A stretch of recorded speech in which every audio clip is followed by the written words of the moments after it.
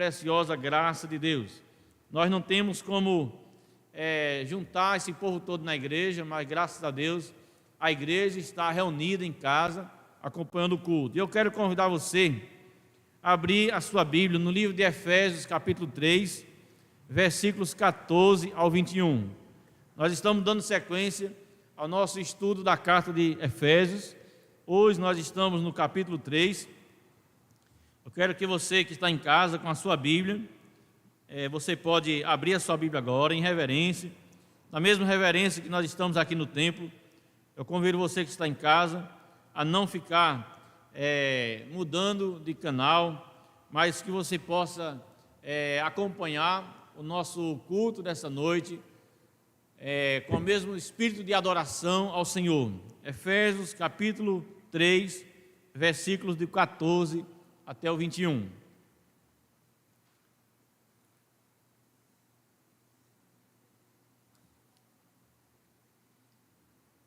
Assim diz a palavra de Deus: por esta causa me ponho de joelhos diante do Pai, de quem toma o nome toda a família, tanto no céu como sobre a terra, para que, segundo a riqueza da sua glória, vos conceda que sejais fortalecidos com poder, mediante o seu Espírito no homem interior. E assim, habite Cristo no vosso coração pela fé, estando vós arraigados e alicerçados em amor, a fim de poderes compreender com todos os santos qual é a largura e o comprimento e a altura e a profundidade, e conhecer o amor de Cristo, que excede todo entendimento, para que sejais tomados de toda a plenitude de Deus. Ora, aquele que é poderoso para fazer infinitamente mais do que tudo quanto pedimos ou pensamos, conforme o seu poder que opera em nós. A Ele seja a glória na igreja e em Cristo Jesus, para todas as gerações, para todos sempre. Amém e amém. Eu convido você a repetir comigo o versículo 20. Você que está aqui na igreja, também você que está no templo, pode acompanhar o versículo 20. Todo mundo junto? Ora, aquele que é poderoso para fazer infinitamente mais do que tudo quanto pedimos ou pensamos, conforme o seu poder que opera em nós. Amém. Amados, nós temos como tema da nossa oração de hoje uma oração fervorosa. Oração fervorosa é algo que nós estamos dependendo nesse momento. Oração do povo de Deus em prol das pessoas, em prol do próprio povo de Deus, em prol de si mesmo. Porque a maneira como o apóstolo Paulo, ele começa esse capítulo 3, ele diz: eu, Paulo, eu sou o prisioneiro de Cristo Jesus, por amor de vós, por amor de vocês que não são judeus, mas que são os gentios.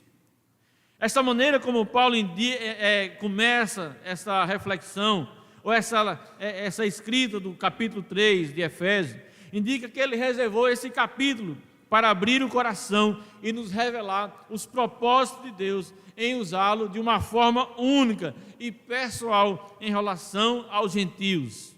E é por isso que ele ficou conhecido como o apóstolo aos gentios. Sabendo ele, o apóstolo Paulo, que os novos cristãos, os novos integrantes do corpo de Cristo, eles estavam sujeitos a passarem por várias provações, assim como Paulo, naquele momento, estava numa provação, estava sendo preso, não porque tinha cometido um grande pecado ou porque tinha cometido um grande crime, mas ele estava preso justamente pelo único fato de que ele era um servo de Deus, pregador da palavra do Senhor, era fiel ao Senhor, e naquele momento as autoridades o estavam prendendo. E ele, por saber que aquela igreja corria o risco de passar pelas mesmas provações que Paulo estava passando, é que ele se viu na responsabilidade de dobrar os seus joelhos em oração em favor daqueles cristãos. Mas a oração de Paulo não era uma oração qualquer, uma oração daquelas que a gente muitas vezes faz apressadamente quando acorda, e naquela vontade de ir para cá, para trabalhar, pegar a sua roupa, pegar o seu carro e sair logo para cá, para o trabalho, ou para a escola, ou para a sua universidade. Você muitas vezes acorda de manhã bem cedo e faz uma oração, aquela oração bem rápida, aquela oração muitas vezes uma oração assim rotineira, aquela oração muitas vezes litúrgica, e sai em direção ao seu dia de trabalho. A oração de Paulo era uma oração fervorosa, era uma oração que exigia muito dele, uma oração ardente, uma oração do fundo do seu coração, da sua alma, uma oração com amor que se espera de um cristão, de alguém que teme a Deus, de um líder, de um pastor, de uma ovelha, de um crente de banco, de um crente que está na sua casa e não pode vir para a igreja porque está impedido pelas autoridades. Era uma oração fervorosa. Eu quero aqui mencionar, juntamente com os irmãos, 3 aspectos da oração de Paulo, que eu gostaria que você, sempre que fosse orar, lembrasse como foi a oração de Paulo em favor dos irmãos efésios. Eu quero que você medite no texto bíblico, no texto sagrado, e perceba como que aquela oração, ela era forte, ela era fervorosa, ela era eficaz o suficiente para impactar os cristãos da igreja de Éfeso. E a primeira coisa que eu aprendo diante da oração que Paulo estava fazendo naquele dia, é que a sua oração, ela tem como aspecto principal, era uma oração com propósito. Veja o que nos diz o versículo 14. Por esta causa. Que causa, irmão? Qual era a causa que levava Paulo a viver intercedendo, a orar, a clamar, a dobrar os seus joelhos? Que causa era esta? E nós vamos para os versículos 10 e os versículos 11 do capítulo 3, que diz: para que, pela igreja, a multiforme sabedoria de Deus se torne conhecida agora dos principados e potestades nos lugares celestiais, segundo o seu eterno propósito, que estabeleceu em Cristo Jesus, nosso Senhor. Que causa era esta que Paulo sentia a necessidade de dobrar os seus joelhos para orar e interceder?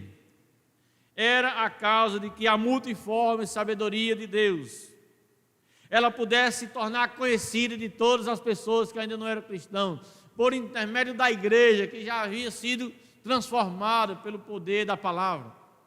E Paulo diz: olha, vocês já foram alcançados por essa palavra. É como se nós estivéssemos orando pelos irmãos da Igreja Cristã Evangélica do Buenos Aires e nós pudéssemos dizer: olha, meus irmãos, vocês que antes não eram cristãos, que estavam nas trevas, que viviam no mundo do pecado, vocês que já foram impactados por a oração de alguém, pela evangelização de alguém, pelo poder da palavra de Deus, eu quero que vocês agora, eu oro a Deus para que vocês possam assumir a responsabilidade de ser agora os transmissores da multiforme sabedoria de Deus. Vocês agora estão com a missão de pregar esta sabedoria, o propósito eterno de Deus, de apresentar Jesus Cristo, a única solução, o único meio do homem poder se salvar, é por intermédio da igreja que já foi alcançada, que eu oro a Deus, para que por esta causa, vocês assumam o seu papel, a sua responsabilidade de transmitir a mensagem da salvação. E Paulo diz: é com propósito, que é por conta desta causa que eu tenho preocupação por vocês. Versículo 13 vai dizer que Paulo, portanto, ele diz: vos peço que não desfaleçais nas minhas tribulações por vós, pois nisso está a vossa glória. Paulo sabia que ele estava passando tribulação. Paulo sabia que muitos daqueles irmãos que naquele momento o acompanhavam, muitos daqueles irmãos que eram alvo da sua carta, das suas orações, eram pessoas novatas na fé, eram pessoas que ainda não tinham firmeza espiritual. E Paulo diz: olha, eu, Paulo, sou o pregador, sou o pastor, sou o apóstolo, eu estou na prisão, estou passando tribulações, porém, uma coisa eu oro e peço a Deus, que vocês não desfaleçais nas minhas tribulações, a olhar para mim, a olhar para o meu sofrimento, a olhar para a maneira como eu estou vivendo esses dias, eu peço a Deus que vocês não desfaleçam, não se prendam ao meu problema. Queridos, como nós temos pessoas que estão vivendo problemas, estão apegados ao problema, estão desfalecendo na fé, estão perdendo a oportunidade de crescer espiritualmente, porque ele diz: olha, o problema é grande demais, eu não sou capaz de suportar, Deus mandou uma carga muito alta sobre a minha vida, olha, eu não aguento mais tanto dor, tanto sofrimento, já perdi meu parente, eu já perdi as minhas forças, a minha saúde está indo embora, e eu não tenho mais alegria de adorar ao Senhor. Nós prezamos, a exemplo do apóstolo Paulo, intercedemos a Deus, para que nem o cristão que está firmado, ou seja, que se converteu por intermédio da pregação de um homem de Deus, que hoje está sofrendo, ele venha desfalecer, e nem desfaleça quando o próprio sofrimento vier sobre a sua vida. É por uma causa justa, um propósito de Deus nas nossas vidas, que nós precisamos interceder para que o Senhor nos mantenha de pé e não venhamos a desfalecermos. E essa era a preocupação de Paulo pelos irmãos efésios, que eles não viessem a desfalecer, olhando para as tribulações que o apóstolo Paulo estava vivendo. Nesta oração com propósito, Paulo diz: eu me ponho de joelhos diante do Pai. Por esta causa, me ponho eu de joelhos diante do Pai. Esta é uma atitude de Paulo que demonstra quebrantamento. Até porque quando ele se ajoelha é diante de Deus. E nessa atitude de quebrantamento revela que há uma relação de serviço. Deus é o Senhor, Paulo era o servo, e diante de Deus nós precisamos nos humilharmos. A palavra de Deus diz: humilhai-vos na presença do Senhor. Devemos nos humilharmos porque Deus tem um momento especial de nos exaltar, mas Ele quer que nós nos apresentemos diante dEle com humildade. E ele, ao falar com Deus, ele se ajoelhava para interceder, mas ele reconhece que ele estava diante do Pai e que Deus, o Pai, é a autoridade e que ele precisava, em humildade, se aproximar de Deus. E enquanto ele ora, ele aproveita para adorar. Muitos textos da Bíblia relatam que algumas pessoas, quando queriam se apresentar diante de Jesus, antes de falar qualquer coisa, eles se dobravam, eles se ajoelhavam e eles adoravam. E eles diziam para Jesus: Senhor, eles falavam: não sou nada sem o Senhor. E é por isso que eu estou aqui, para te adorar em primeiro lugar, para te clamar, para te dizer o quanto eu sou grato pelo que o Senhor já tem feito na minha vida. Louvado seja Deus. Como é que você se apresenta diante de Deus?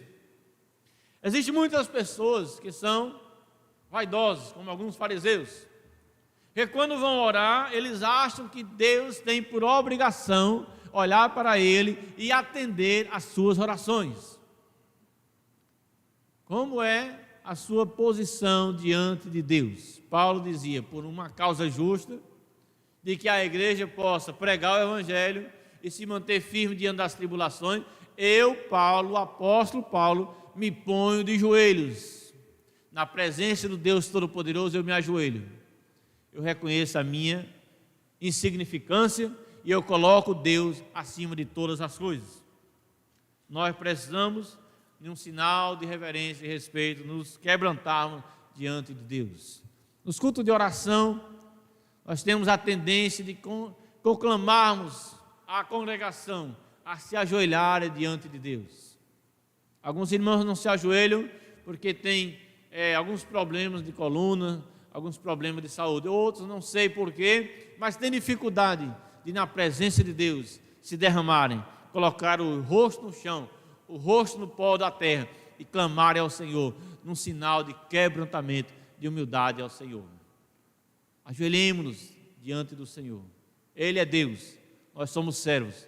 Ele merece toda a nossa adoração e o nosso louvor. Aqui nós podemos perceber no versículo 15, que esta oração com o propósito de Paulo, ela vai mostrar que, versículo 15, de quem toma o nome toda a família, tanto no céu como na terra. Paulo intercede por toda a família cristã. Ele se ajoelha por uma causa justa, por uma família, toda a família cristã que foi alcançada por Deus. Esta é a família de Deus. Esta não é aqueles que diziam: olha, Senhor, lá fora está a tua família, teus irmãos, tua mãe. Aí Jesus diz: mas quem é minha mãe? Quem são meus irmãos? Deixa eu dizer uma coisa para vocês. Sabe quem são minha mãe? Meu pai, meus irmãos, meus filhos, todo aquele que faz a vontade de Deus. Este é minha mãe, irmão e irmã. Meus amados, Deus te ama. Ele quer que você seja da família dele, mas para isso você precisa entregar-se completamente ao Senhor. Faz parte da família de Deus aqueles que por direito foram adotados por Deus. João 1,12 diz: veio para o que eram seus, para o seu povo, a linhagem de Israel, mas os seus não receberam. Mas a todos quanto receberam, Deus deu-lhe o poder de serem feitos filhos de Deus, a saber, todo aquele que crê no seu nome. Somos filhos do mesmo Pai, o Deus Criador, o Deus que planejou a maneira de nós nos reconciliarmos com Ele, o Deus Salvador, o que nos justificou dos nossos erros e nos reconciliou com o Pai. E é por isso que nós fomos enxertados na família de Deus. E Paulo, nesta oração com propósito, ele intercede por toda a família, por todo aquele que leva o nome da família de Deus. Eu faço uma pergunta para você nessa noite, você que está me ouvindo, você que é da igreja, talvez você que não é da igreja, você consegue se sentir integrante da família de Deus? Você já se sente como alguém que, como disse Jesus, é meu irmão, é minha irmã, é minha mãe, todo aquele que faz a vontade do meu Pai que está no céu? Se você tem essa convicção de que você faz a vontade de Deus, tenha a convicção também de que você agora é um integrante da família do Senhor. Você é um servo de Deus, você é um filho de Deus, você faz parte naqueles que tomam o nome toda a família cristã. Esta oração com propósito, ela indica que conforme a riqueza da glória de Deus, Paulo intercede para que os irmãos efésios sejam fortalecidos com o poder de Deus. Está aqui no versículo 16. Segundo a riqueza da sua glória, Deus vos conceda que vocês sejam fortalecidos com o poder de Deus. Irmãos, nós precisamos do poder de Deus para resistirmos ao pecado. Nós precisamos do poder de Deus para nós resistirmos ao diabo. Nós precisamos do poder de Deus para expulsarmos o diabo da nossa vida, da nossa frente, da nossa família. Nós precisamos de revestimento de Deus. E que nós possamos ser revestidos do poder e da presença gloriosa e abençoadora do Espírito Santo sobre nossas vidas. Porque o versículo ainda diz mais: mediante o seu Espírito no homem interior. Paulo intercede com propósito para que a igreja seja revestida de poder e da presença gloriosa do Espírito. Nós podemos deixar, ou jamais poderemos deixar de buscar o poder e o revestimento de Deus para a igreja. Eu tenho que buscar o poder de Deus para a minha vida em oração, em consagração, em jejum, porque Jesus disse uma certa vez que certas castas de demônios só se expulsam com muito jejum e muita oração, consagração, vida no altar. Isso é poder, autoridade do Senhor. Nós precisamos buscar o poder de Deus para podermos dizer não ao pecado. Nós precisamos buscar o poder de Deus para a nossa vida, mas ao mesmo tempo que nós buscamos para nós devemos orar para que esse poder seja concedido a todos os irmãos, a toda a igreja de Deus. Orar assim também é uma responsabilidade minha e sua também. Você costuma orar pedindo o poder de Deus sobre sua vida? Você costuma orar pedindo a presença gloriosa de Deus na sua vida? Você costuma orar pedindo um revestimento espiritual no homem interior, para que a sua vida seja restaurada cada dia mais. A oração fervorosa de Paulo em favor dos irmãos efésios, ela era uma oração com propósito.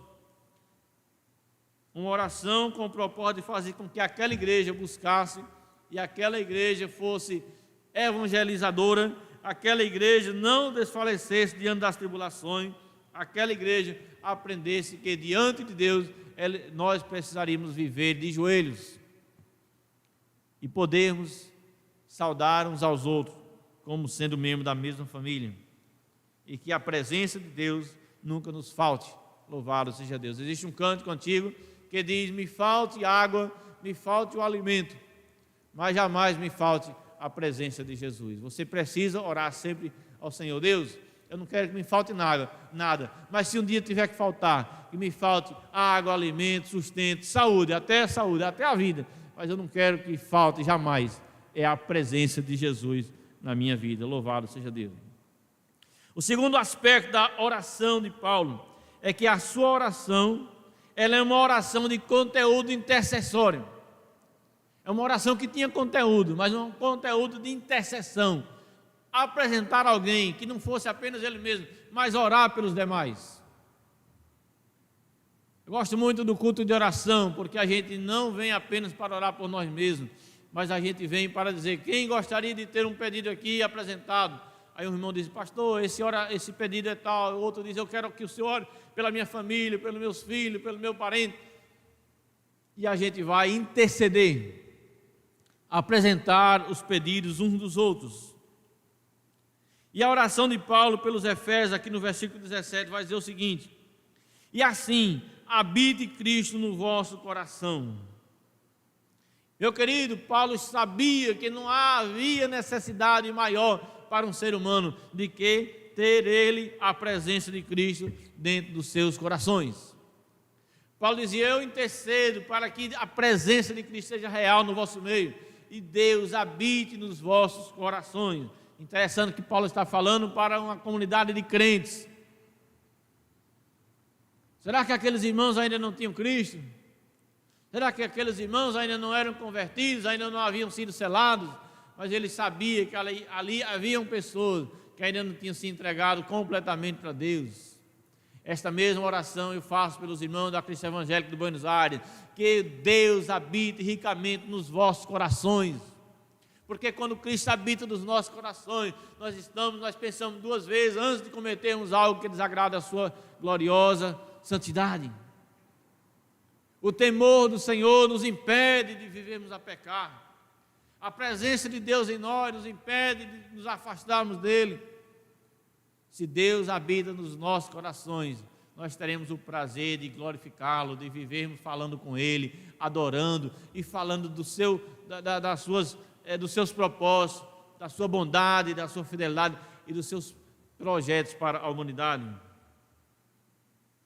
Você sabe se Cristo já habita no seu coração? Você tem convicção? Se você já fez uma decisão ao lado de Jesus, se você já vive 100% para Jesus, você tem essa certeza? Se Ele já habita no teu coração? Porque se Ele ainda não habita, eu oro pela sua vida, para que Ele possa habitar ricamente na sua vida. Eu intercedo para que ninguém da nossa igreja tenha aquela preocupação: será que Deus de fato habita na minha vida? Eu oro para que todos nós sejamos revestidos da presença do Espírito Santo e da pessoa de Cristo no nosso coração. Nessa intercessão de Paulo, ele também diz, no versículo 17, parte B: pela fé estejam vós arraigados e alicerçados em amor. Que sejais arraigados e alicerçados em amor. Porque o amor, ele deve ser a raiz, deve ser os ramos e deve ser o terreno de sustentação da nossa fé, do nosso cristianismo, da nossa vida cristã. É impossível alguém viver sem amar, viver na presença de Deus. Ouvi um pastor falando algo interessante: pastor, é possível alguém trabalhar para Deus sem amá-lo?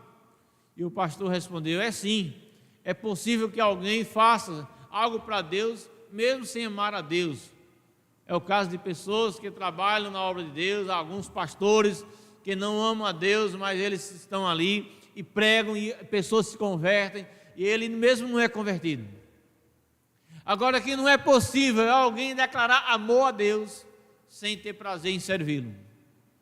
Não é possível alguém dizer que ama a Deus e não tem alegria em servir a Deus. Não tem alegria em vir aos cultos. É impossível alguém declarar amor a Deus e não ter prazer em pregar o Evangelho. É impossível alguém declarar que ama a Deus e não tem prazer em colaborar financeiramente com a obra de Deus. É impossível alguém dizer que ama a Deus e não tem prazer de falar com Deus, de ler a palavra de Deus. É impossível.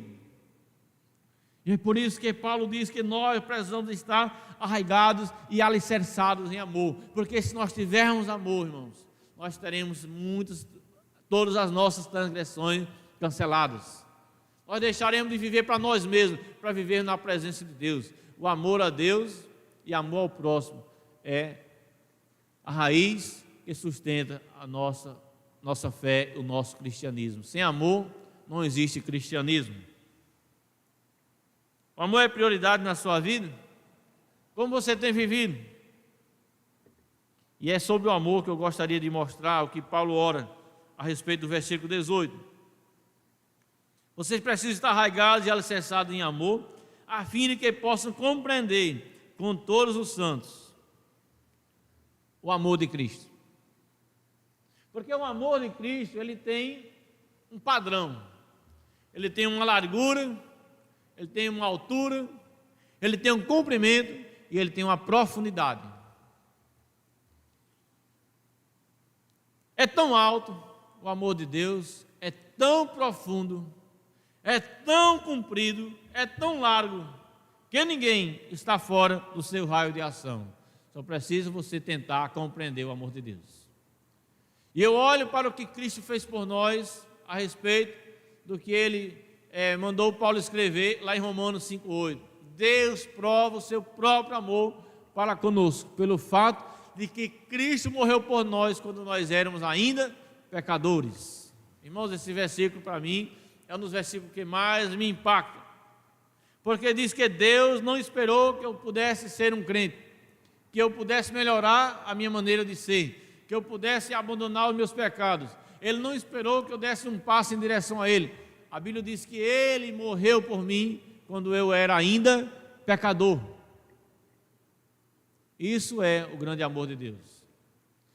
Nesse grande grau que é o amor de Deus por nós, Ele veio ao nosso encontro. E aqui Ele encontrou um bando de pecadores. A Bíblia diz que não havia nenhum justo. Ninguém era bom, ninguém merecia ser salvo. Não havia ninguém que clamasse por justiça, ninguém estava preocupado com salvação. E aí esse é o cenário que Jesus encontra, um bando de traidores, um bando de ingratos, de idólatras, afeminados, mentirosos, adúlteros, usuários de droga, beberrões, rejeitadores de Deus. E Deus a si mesmo veio ao nosso encontro. A Bíblia diz que Ele deixou lá no céu a sua glória, despiu-se da sua glória e veio ao encontro do homem, ao encontro de pecadores que nós somos. E Ele veio pregando a mensagem de amor, de paz, de perdão, de purificação, de aceitação. Todo aquele que receber o sacrifício de Cristo será salvo. Mas sabe o que foi que os homens fizeram com Ele? Depois que viram o seu poder milagroso, o seu poder de amar, o seu poder de aceitar, pegaram Jesus e crucificaram numa cruz, rejeitando a sua mensagem de salvação, rejeitando a sua mensagem de perdão, rejeitando a sua mensagem de aceitação e dizendo: nós não queremos você, nós não aceitamos você, saia daqui, vai-se embora porque você não tem nada para nós.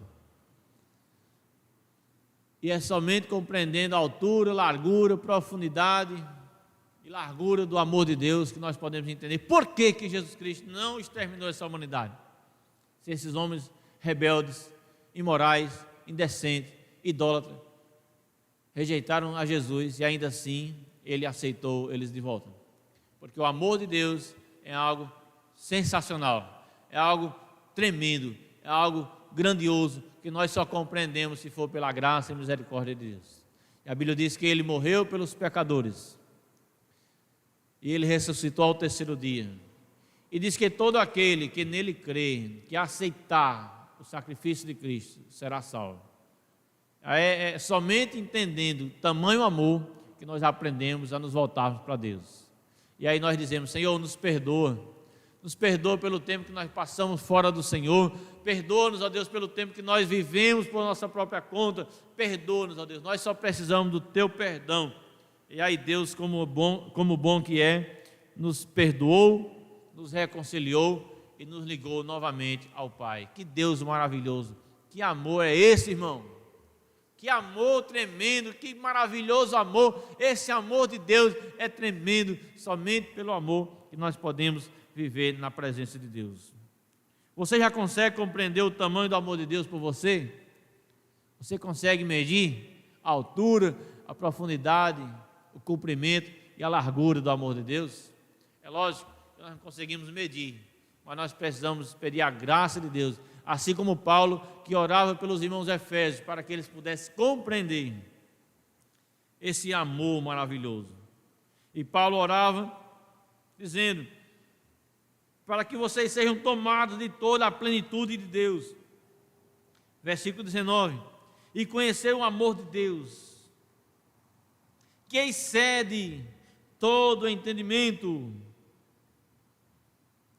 O amor de Deus está acima da nossa capacidade de compreensão, mas mesmo assim, nós precisamos pedir a Deus que nos faça conhecer o seu amor. Excede a nossa capacidade racional. Mas Deus está nos dizendo: vocês precisam conhecer o amor de Deus. Mesmo que vocês não compreendam, precisam conhecer o amor de Deus. Ele é algo que está acima da nossa capacidade. Porém, nós precisamos pedir ao Senhor que continue a nos encher do seu Espírito e que possamos crescer nele até atingirmos a plenitude de Cristo, até atingirmos o alvo da grande, incompreensível graça de Deus para nós. Enquanto isso, oremos: Senhor, nos reveste, nos mantenha vivos, nos mantenha em pé, nos mantenha firme, não nos permita nos abandonarmos a fé. E se o primeiro aspecto era uma oração com propósito, o segundo aspecto é uma oração intercessória. O terceiro aspecto da oração fervorosa de Paulo é que aquela oração era uma oração com confiança total em Deus, o Todo-Poderoso. Oremos com confiança. Oremos com confiança total no Deus Todo-Poderoso. Eu quero que você olhe o que está escrito no versículo 20. Aquele que é poderoso para fazer infinitamente mais do que tudo quanto pedimos ou pensamos, conforme o seu poder que opera em nós. O que nós podemos aprender com este versículo 20, que Paulo fala desta oração confiante? Eu posso aprender aqui que a oração de Paulo era voltada, dirigida a um Deus que é poderoso. É um Deus que é poderoso para fazer. A Bíblia diz que todas as coisas foram feitas por Ele. Sem Ele, nada do que existe, existiria. Então, o nosso Deus, Ele é poderoso para fazer qualquer coisa. Do nada, Ele criou todas as coisas, os céus, a terra, tudo que nele existe, o homem. Nada existe se não fosse pelo seu poder de fazer. Ele é poderoso para fazer. Mas não somente isso. Nesse versículo, eu aprendo que Ele também é poderoso para fazer o que pedimos. Oh, glória!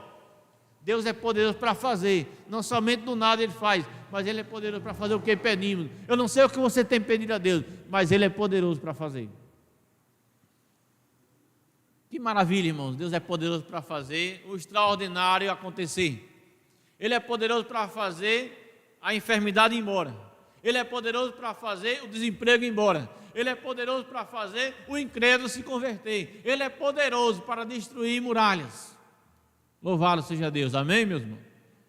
Mas olhando para esse versículo 20, eu aprendo mais do que isso. Que não somente Ele é poderoso para fazer, mas Ele é poderoso para fazer o que pedimos, e ainda mais, Ele é poderoso para fazer o que pensamos. Está aqui no versículo, não sou eu que estou dizendo. A Bíblia diz: Ele é poderoso para fazer o que pedimos ou pensamos. Você talvez tenha algo que você não tem coragem de pedir, para que o pastor ore, para que a igreja ore, para que as pessoas saibam. Aí você faz aquela oração parecida com a oração de Ana, quando ela estava diante da igreja, pedindo ao Senhor, e ela não sabia se podia orar alto, ela não talvez se sentisse envergonhada de que as pessoas soubessem o seu pedido de oração, e ela só balbuciava, e ela pensava, e Deus foi poderoso para fazer e conceder o que ela pedia com seus pensamentos. Porque, meus irmãos, Deus é poderoso para fazer o que nós pedimos ou pensamos. Mas eu posso aprender nesse versículo que Ele é poderoso para fazer tudo o que pedimos, para fazer tudo o que pedimos ou pensamos. Mas Ele é poderoso para fazer infinitamente mais. Irmãos, essa palavra é forte. Quando a Bíblia diz: aquele que é poderoso para fazer infinitamente mais, é algo sério. O nosso Deus pode, e Ele tem autoridade para fazer não somente o que eu peço, não somente o que eu penso, e não somente o que eu gostaria, mas Ele é poderoso para fazer infinitamente mais, irmão. Quando Deus disse para Abraão: olha, Abraão, tu serás o pai de uma numerosa nação. Abraão ainda não tinha filho. E Abraão não pediu uma multidão de filhos. Abraão não pediu e nem pensou, nunca imaginou ter uma multidão de filhos. E Deus fez o que ele pediu, o que ele pensava, mas fez infinitamente mais. Deu-lhes uma descendência tão grande, maior do que as estrelas do céu, do que a areia da praia. Ele é poderoso para fazer infinitamente mais, conforme o seu poder que opera em nós.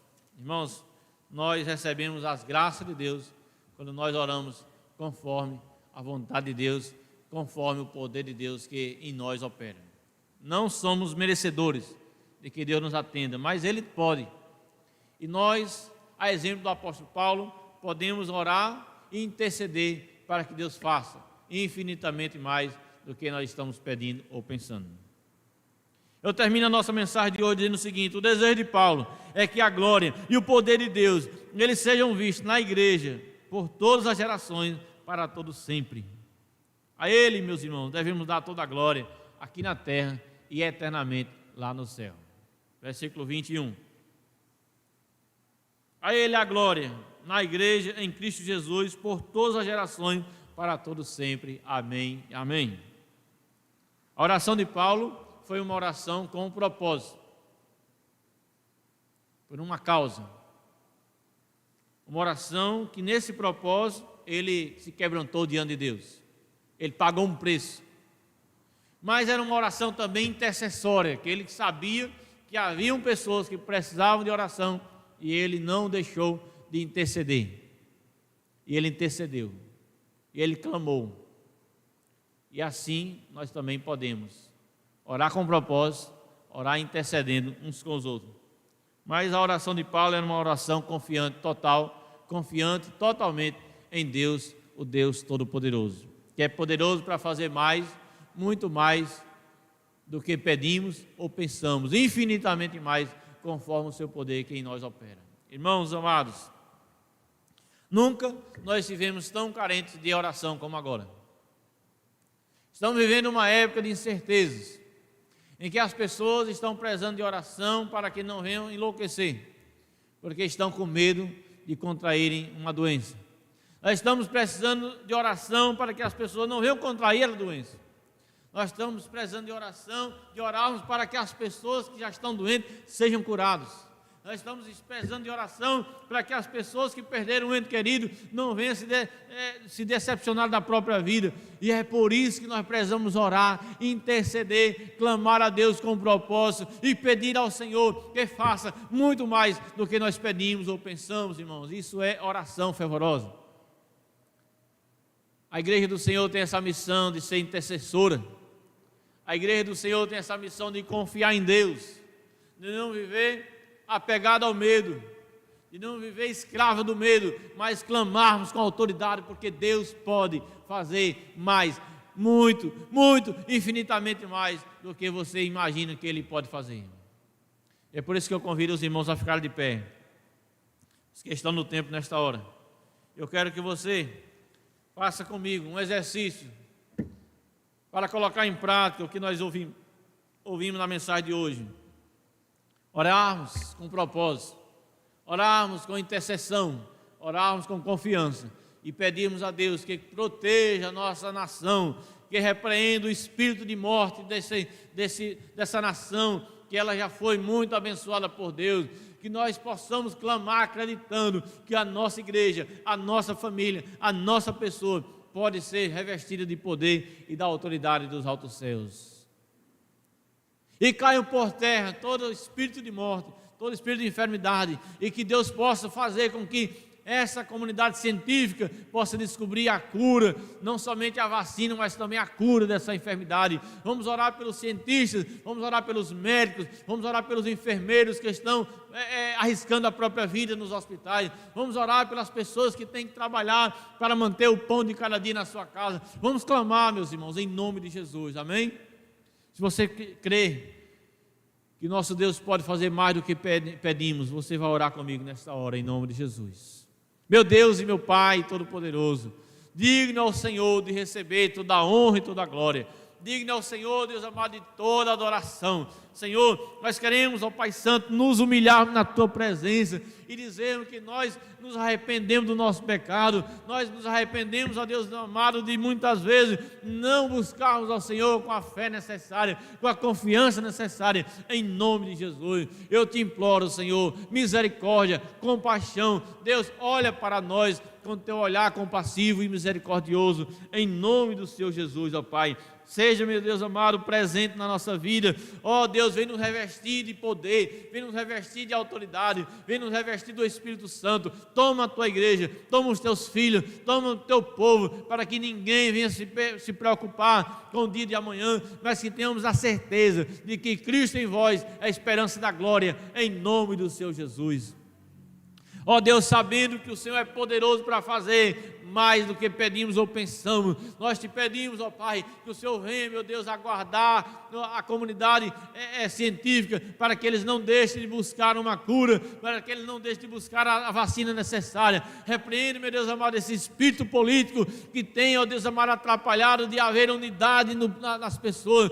Ó Deus, faz com que as pessoas, ó Deus amado, acreditem, ó Pai, que só há um Deus que intercede por nós com gemidos inexprimíveis, e só há um Deus que pode nos guardar com todo o poder. Ó Deus, faz por nós o que nós estamos pedindo, o que nós pedimos e pensamos e clamamos. Faz agora, Senhor. Sabemos que Tu tens poder de curar os que estão enfermos, sabemos que Tu tens poder de guardar os que não estão enfermos. O Senhor tem poder, ó Pai, de manter na casa dos Teus filhos o pão de cada dia, em nome de Jesus. Nós abençoamos e declaramos a graça de Deus venha sobre nossas vidas, hoje e sempre. Amém.